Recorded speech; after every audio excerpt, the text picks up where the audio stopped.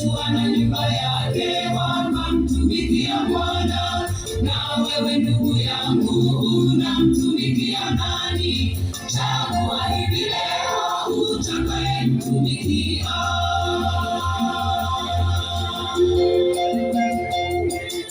Itakuwa furaha na amani atakapokuja Bwana wa majeshi, tutavikwa taji za ushindi tuliotumika shambani mwa Bwana. Bwana atasema, ingia rahani mwangu mtumishi mwema, ufurahi milele. Itakuwa furaha na amani atakapokuja Bwana wa majeshi, tutavikwa taji za ushindi tuliotumika shambani mwa Bwana. Bwana atasema, ingia rahani mwangu mtumishi mwema, ufurahi milele.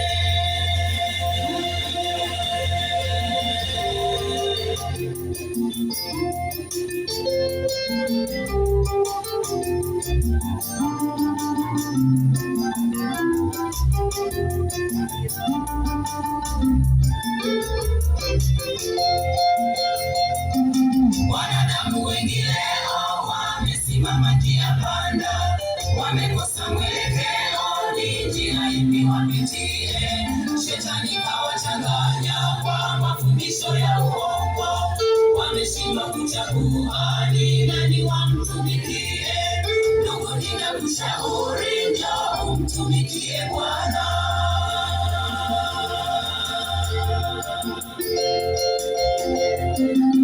Itakuwa furaha na amani atakapokuja Bwana wa majeshi, tutavikwa taji za ushindi tuliotumika shambani mwa Bwana. Bwana atasema, ingia rahani mwangu mtumishi mwema, ufurahi milele. Itakuwa furaha na amani atakapokuja Bwana wa majeshi, tutavikwa taji za ushindi tuliotumika shambani mwa Bwana. Bwana atasema, ingia rahani mwangu mtumishi mwema, ufurahi milele.